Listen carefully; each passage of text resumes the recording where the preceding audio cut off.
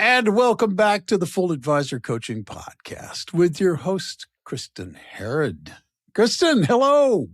Hey, Bill, how are you? I'm great.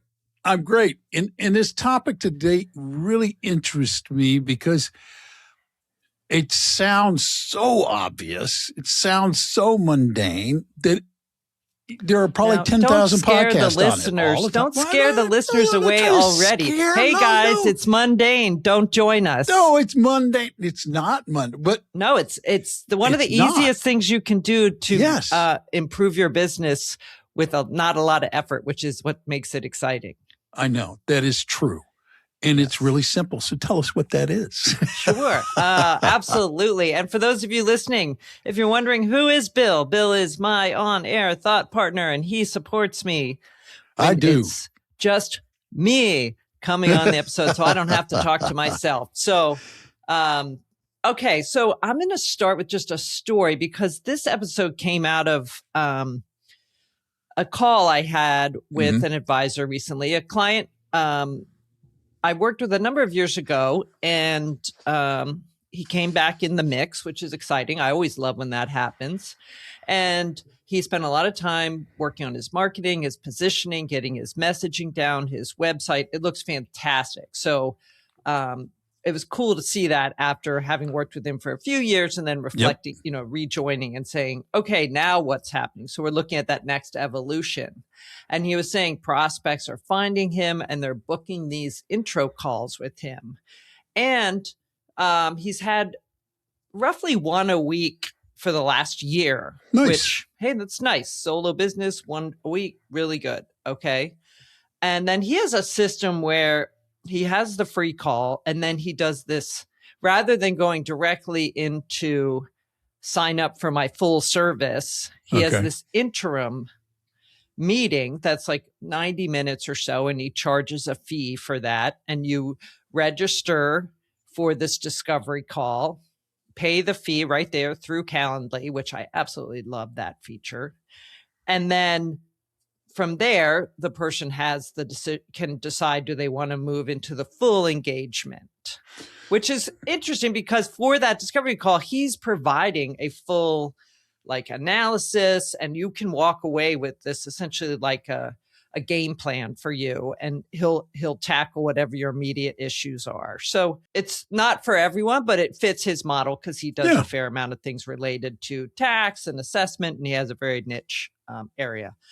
Nonetheless, I said, okay, well, tell me about the conversion from that call, right? So he was saying, well, once someone is on this paid discovery call, so they've paid the couple $100s to have this call, he's converting anywhere from 55 to up to 100%, depending on kind of the time of year, right? Like that's 50, nice. Yeah. It's very nice. So we looked back across a year and it was 55, 60%. And then within the start of the year, it was like nearly 100, if not 100, given that people have a little more urgency then. So it's nothing we're fixing yet. We might go in and look at that later.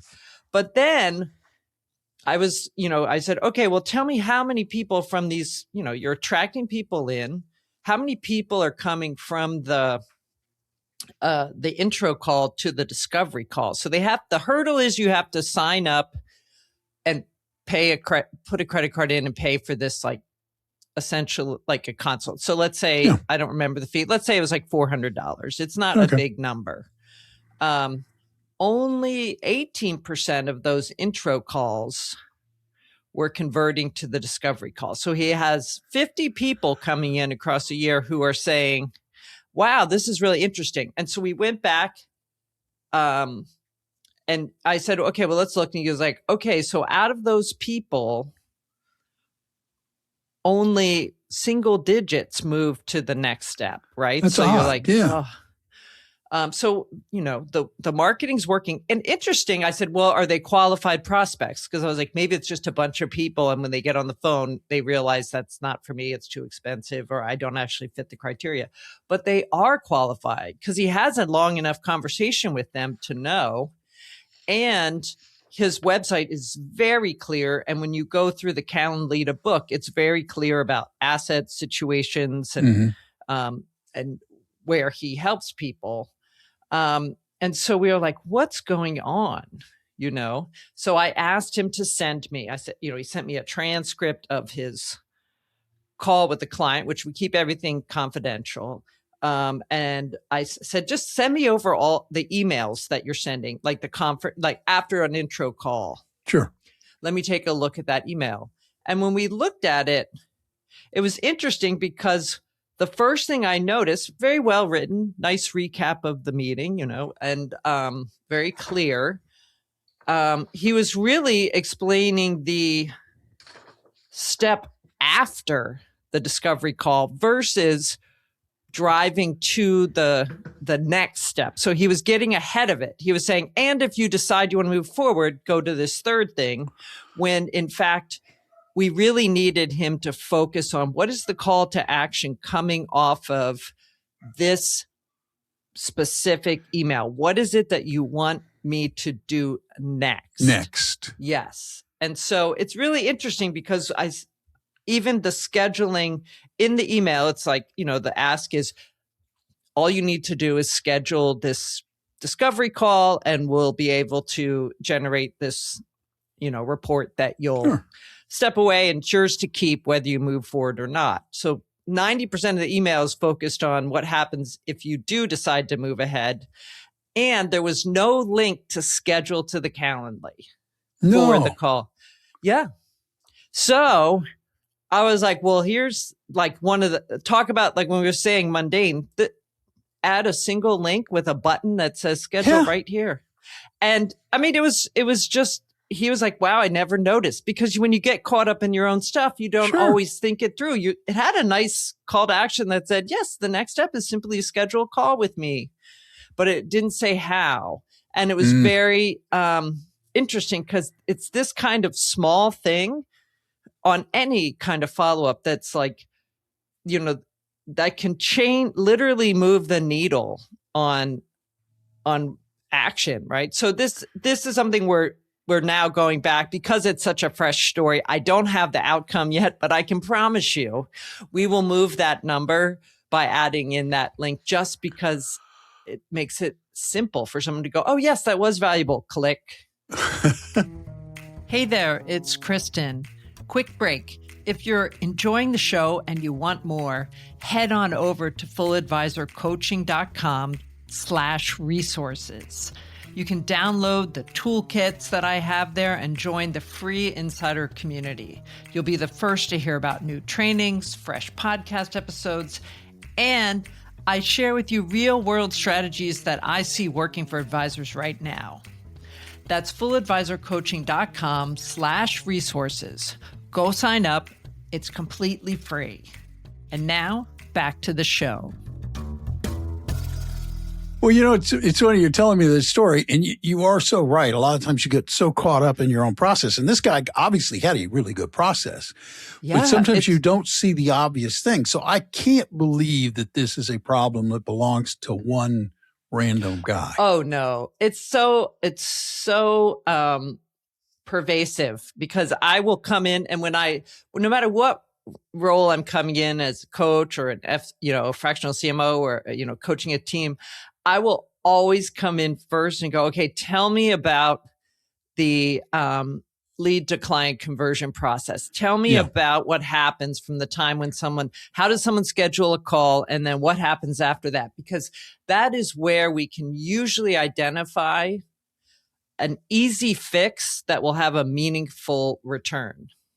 So, when someone is coming to your website and they fill out a contact form, what happens? So today, what I really want to talk about, Bill, is just this idea around the leads coming in and where I see these drop-off points. Because, these are the easy fixes. We can make the difference right there. So one of them is, if you have your marketing, bringing in people and people come to your website and they're reading your blog posts and watching your videos and they think, wow, this person's interesting. Mm-hmm. And they fill out the contact form that says, hey, I'd love to, I'm interested in more. So I'm a lot of people have a contact us form and it's like, submit the form and let us know. And so you fill out the form, you send it. And then it shoots an email to info@abcadvisors.com, which is often watched over by an admin or a single maybe a junior advisor. Someone collects that, right? And so you see it, and then it needs to be forwarded to another advisor who will then be the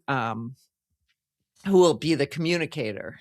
So it's a question of, do you have that process dialed in? Is someone watching that inbox if so-and-so's on vacation or someone's out of the office, or is it getting cold? Is it sitting there? Is there a better way to filter that through?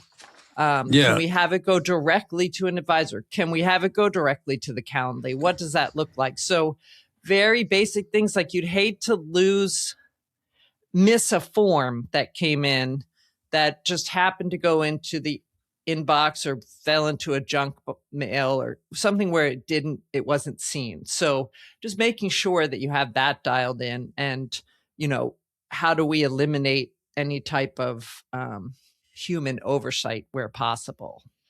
So that's a big one. Yeah. And it's so easy. And I'm guilty. I've had that before where I've changed up my system some, but I'll still have a form submit. You still ultimately will have a form submit somewhere, and for contact us for the people who don't want to directly go to Calendly, and then you're like, oh my goodness, I didn't see it, or something happened. So it's kind of like, how do you make sure you have the belt and suspenders on that, right, to make sure that happens? Another thing, and this came out of another call I had.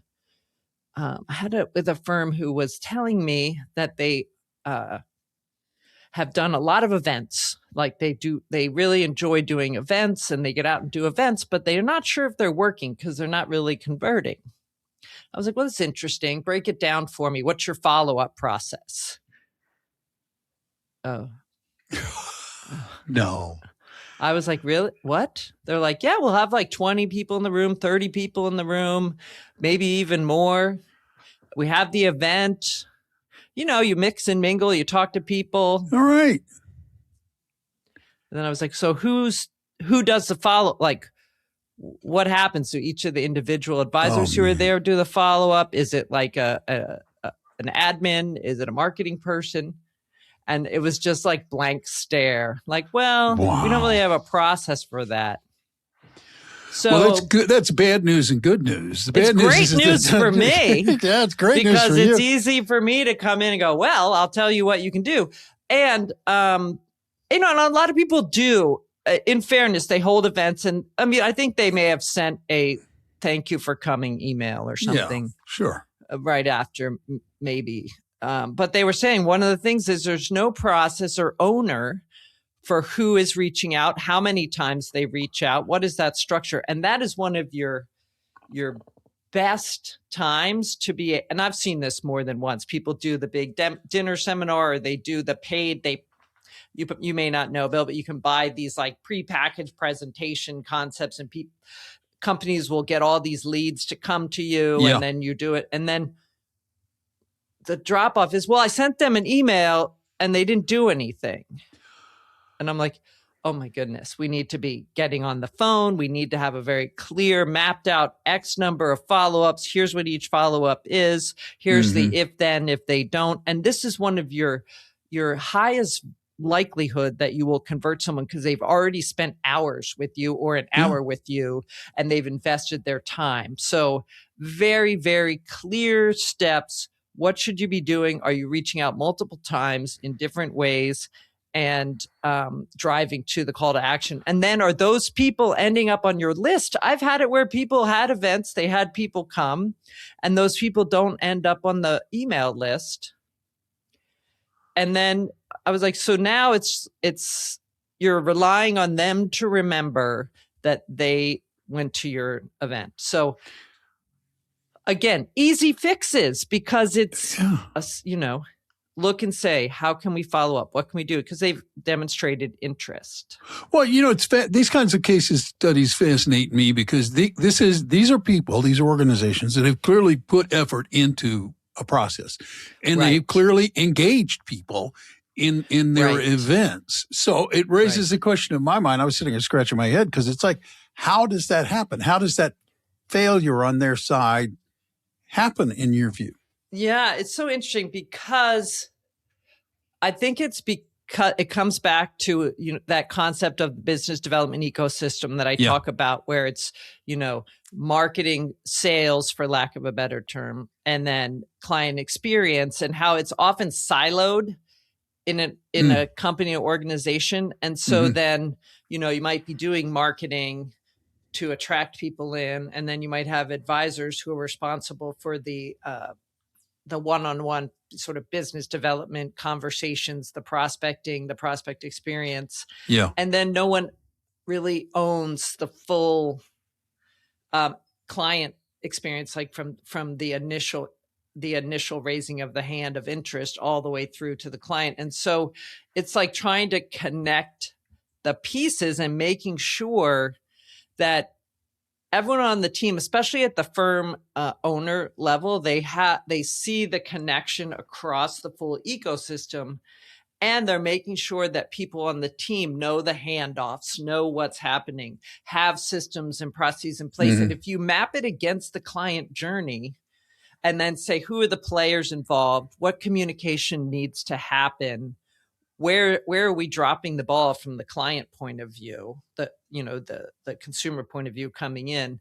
Then you're able to kind of plug up these holes and then see where is it that we need to implement follow-up? Where is it that we need help? Where is it that an advisor may be kind of missing the mark, or a marketing person may be missing the mark?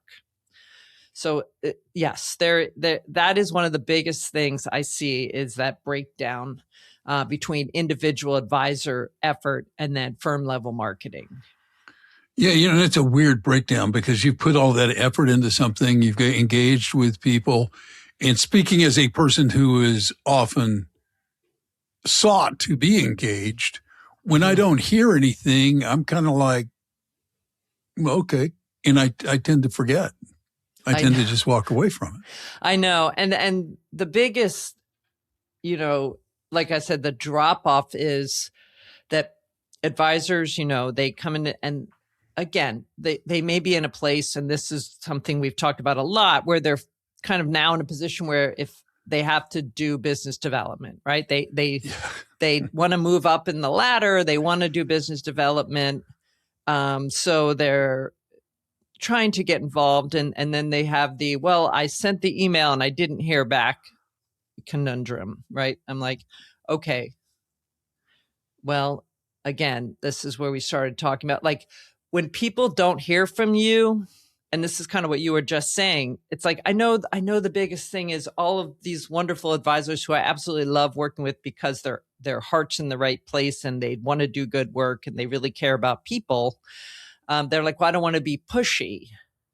I hear that every single time. Like, I don't want to be pushy. Yeah, we've talked about that before too, yes. And I don't want to be pushy either. But I do want to be in service of that person.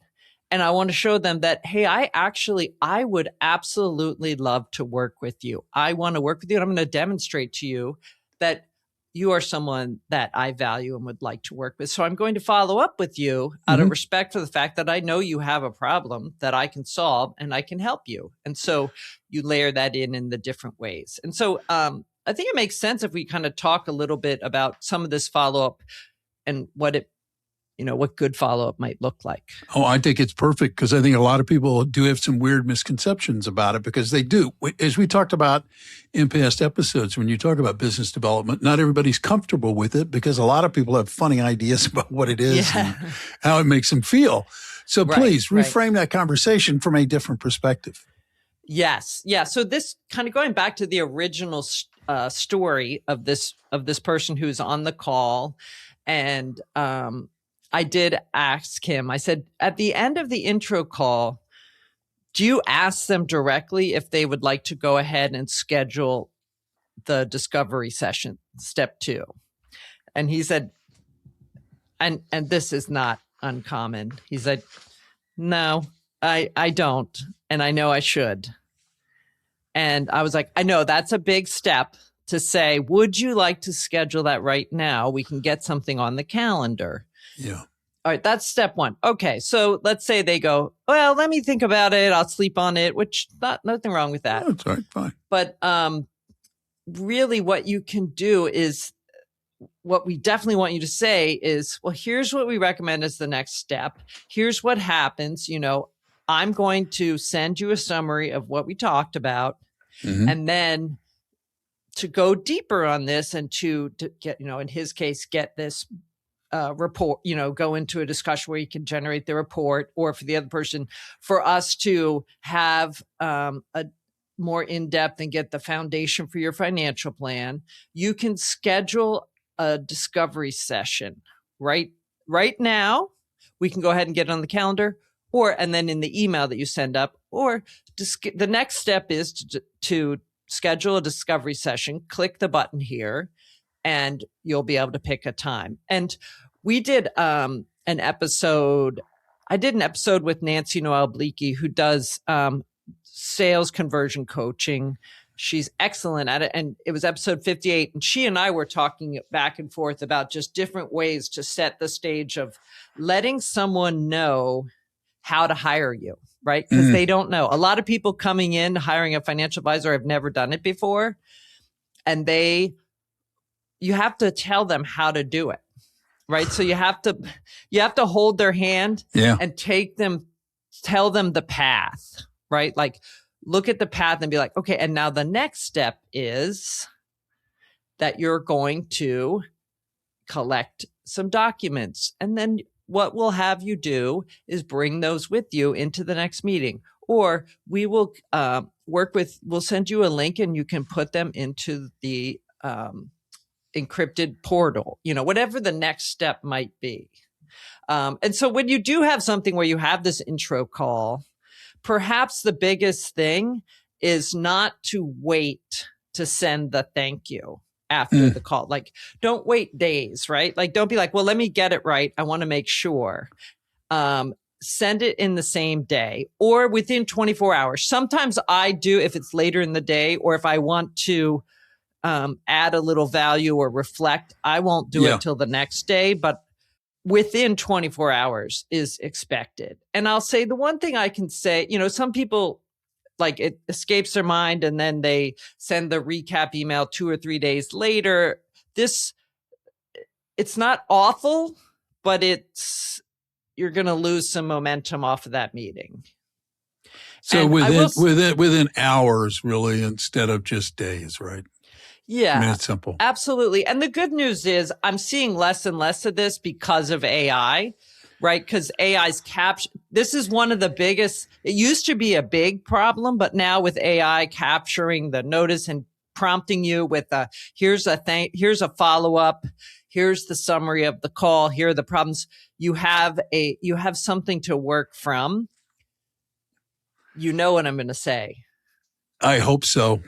Yeah, I know you're going to say it if I don't say it. I know I am. Go ahead. Don't just forward what you got. Thank you. Don't just hit send, because I get those when I'm on calls, and I will read it and be like, they're way better now. But I used to be like, were we on the same call? But now they're getting better, right? And we do have great industry tools and flashback to some of the episodes we've had with providers on AI and what they can do. And they do a great job. But even they tell you, review the email, make it your own, and send it out. Like, make sure. And you should have a template that you design that says, this is my intro friendly thing I say first. Then you can put in the bullet points of what you might have, playing back to them what you heard or what's going on, and then letting them know specifically what the next step is. So leverage the AI, because I know that the hurdle in writing those emails is that you want to capture what they told you, and you may have had a few calls in the day and you may not 100% remember. So use it to help you, but don't just blindly send. You knew exactly what I was going to say. I know. Make the email your own. It seems obvious, but the slop that I see from people, I'm like, okay, And I'm not talking about advisors necessarily, No. anyone who sends me a follow-up, I'm like, if it reads like it was just forwarded from AI, I'm going to scream. Yes. You know? It's off-putting. But you're right. Yes, You're right. yeah. I liked your term. Leverage the AI, because the AI is like basically saying, "Hey, Bill, don't forget you just talked with Kristin. Send this email out." It's and it's getting better and smarter. So it's really cool. Like, it could take just a few minutes, boop, boop, which I know the people listening to this are probably already experiencing. But let's be sure this is your money maker right here. Thank you email is the most important thing coming out, I think. So then we get into the idea of following up, the follow-up sequence, right? Like, what is the what are the next steps you take if you don't hear back from someone, or if there's no action? And this is actually going to be the topic of a full presentation I'll be giving at FPA Minnesota's Ascend conference in the fall, because it is something so important and so overlooked. And we will go back and start with the initial call and that follow-up. But if someone takes no action, which happens most of the time, right? People go, "Oh, that was a great meeting. Okay, my life is busy. I'm back in my world." Or they're also talking to other advisors, right? So you have to remember that they're talking to other advisors. So you want to stay top of mind. You need to map out a sequence of 3 or 4 outreaches over the next, say, 2 to 3 weeks. So if you're not hearing from them, it's like, all right, what if I don't hear here? Okay, then I'm going to send this. If I don't hear here, that's where I'm going to send this. And then you follow up so that you're directly reaching out to people, whether you're sending a video, that email that says, "Hey, Bill, it was great meeting with you. And I just wanted to check in again. I know this is really important to you. And I wanted to remind you that if you want to move forward, the next step is that all you have to do is reply to this email and we'll get you on the calendar, or click the link here and we'll get you on the calendar. And I did look into that question for you, and I just wanted to get back to you about X, Y, or Z." So you do that. You could have an article that you send out a couple days later that you share. And we've talked about this on how marketing helps business development. How do you draw on what you've already developed? Case studies, articles, libraries of content that you can send that are relevant to that person, that's telling them, "I'm thinking about you." Yeah. So very, very important. And then perhaps most importantly, after you've mapped out what the sequence is, again, so you don't get in your head about, am I bothering them? Am I not bothering them? Just know what the system is and follow it. Be like, okay, now I need to send that piece of value piece number 1, value piece number 2. Okay, now it's time to call and check in and leave a voicemail if I haven't heard from them. So what it sounds like, really, Kristin, is something that you've also said many times in the past, and it's a good message. Make it a system. Yes, not a habit. Absolutely. Because you remove if it's a system and a process and you follow it, and people talk about the workflow in the CRM, like, oh, and usually it says something like, reach out to this person, reach out, and it's kind of, you got to take it to the level of reach out how, right? With what? What is my message? Because a lot of times you get the ping from your CRM and it says, reach out to Bill. And you're like, I haven't heard from Bill and I don't know what to tell him. And what should I do? So have a sequence that you just fill in with the details related to him. And using your CRM is so important, just because this is where, again, in terms of follow-up, where things fall short. Either the person doesn't get into the CRM, which is a problem, right? Like who's putting it in, who's making sure it's tagged properly, who's making sure that it gets the right workflow assigned. That's one. And then how are you holding each other accountable as a team? And we get into this in business development coaching. When I'm doing this, it's like, are you actively checking in on prospects as a team and collaborating with other people in your firm, saying, okay, I reached out to Bill 4 times. I haven't heard from him, but he did say he was going to be on vacation. When do you think I should reach out again? Or he's got this problem. I'm trying to think of a way to creatively get in front of him. What do you all think? And so you just quickly go through your firm level list of prospects who are out in the world and say, what's the next step? Do you need help with that? Can someone help? And then move on. And so you elevate the commitment. You get some shared ideas. You let other people know what's happening. It's a phenomenal way to kind of boost the likelihood that advisors follow up if you're thinking out from the firm perspective, and then to remove some of that stress around it, because you're just saying, okay, yeah, I'll send an email about this. Okay, yeah, I'll do this and that and that. So, well, the beauty of a system is that it is a system. I realize a lot of people react reflexively in a negative way about it, but the truth is a system gives people a framework. It provides a set of guidelines for them. And most importantly, in the context of what we're talking about, it means that those nice warm leads don't drop off through a crack somewhere. Yes. And that's the most important thing, because you just think about it and you think, wow, we held an event. We had people there. They were so excited and interested and engaged, and we chatted with them after. You would expect and hope that advisors on the team are putting the majority of their business development time in nurturing those relationships over a period of a few months following that event, because and again, we come back to, it's a whole lot harder to get a new person to engage with the firm who's never heard of you than it is to convert a person who has been engaged, involved, has, seen what you like, and has just not made a decision yet. So really, I know I said the word convert, and then everyone's going to be like, that's not very, I don't like to think about it as conversion. So that's a marketing word. It's a marketing word. I mean that you present your service and they decide to engage you.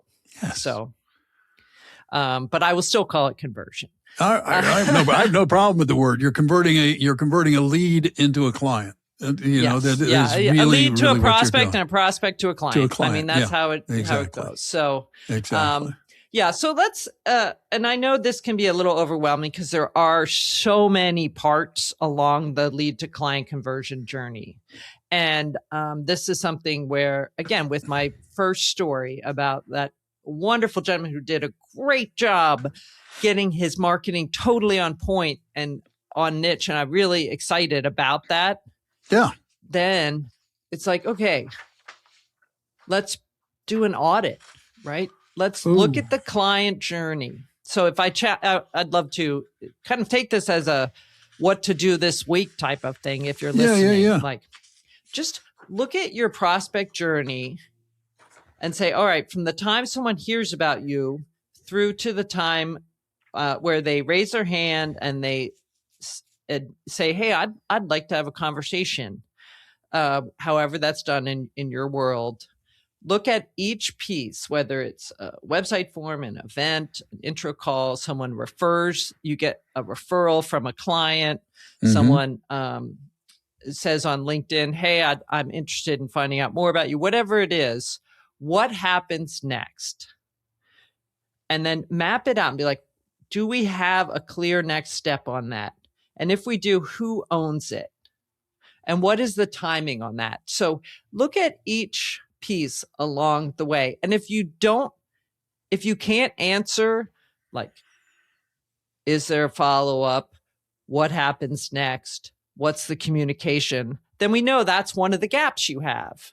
And it's not, oh my goodness, this gets back to, how could you build it and not have it perfect? It's not perfect, right? We always expose these. We're going to get back to progress over perfection.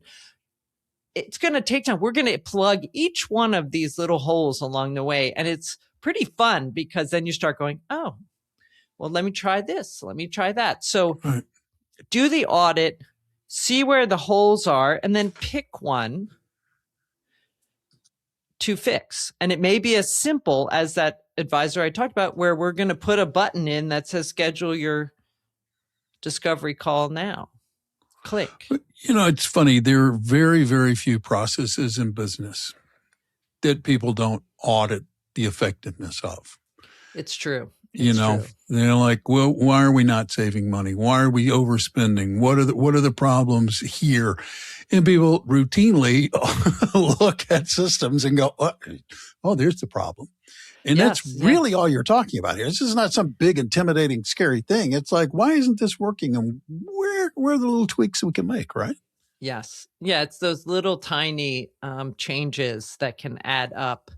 And if as people listen to this, there's also an episode I do with Michael Kitces where we talk about that. Like you have a commitment to a path that you're doing, and then you look and say, where can I make small improvements to improve the outcome? So that it's just a really important mindset of looking without getting caught up to be like, oh, yes, what I'll do is I'll put a button in there and see how that works. Yeah. And then I'll look and go, does it make sense from a client standpoint? And then maybe you even ask someone after they've been through the process or a good client goes, can you read these? Does this make sense to you based on what you know as a person who has gone through this experience? Yeah. So very exciting. It's like this advisor that I just re-engaged. We're working together again. It's really fun now because I know him very well, and we can look at each of the pieces and go, oh, what if we do this? Let's patch it. Okay, let's do this. And it's going to be, I'm excited because I know that it's going to move the needle for him, and that is exciting. And then we can move on to bigger tests too. Like some people may be like, why do you even do that interim call? Well, maybe we'll test that. Who knows? Yeah. He may have already tested that. We have to, look at that. But I think it gives you your kind of fastest path to fix, which I find is often overlooked because we're trying to fix something at a different part of, trying to get a client referral, or they're trying to fix the website on the front end. It's like, let's look at that middle section. So really, really important. Completely. So wrap this up for us, Kristin. Wrap this episode up for us. Well, I really encourage everyone, no matter how long you've been in business, no matter how strong your prospect to client conversion is, walk through those steps and see where you may have a hole exposed that you can close, because these are the things that really can make a difference. And then the outcome is not only do you have more, more clients, more revenue, but you're able to help more people. And a lot of times the drop off isn't because the person didn't want to work with you. They just got busy in life. They didn't know what to do next, or they just needed a gentle reminder. So, yeah, it comes back to a topic you mentioned earlier in the episode. And you've covered another whole entire episodes, which is your business development ecosystem. It's really simple. When somebody gets in touch with you, what happens next? Yeah. Where do they go? Where are they going? How is everything connected? If you can build that from marketing to sales to client experience, all thinking about the client and the client journey and how are they interacting with you at each step of the way, you're going to make sure that they have the best outcome and that you're directing your time, money, and energy to where it makes the most sense. And that is why people should work with you, frankly. As your thought partner, I'm not ashamed to say I give you a full endorsement and a full recommendation. That's exactly why people should reach out and have a conversation with you.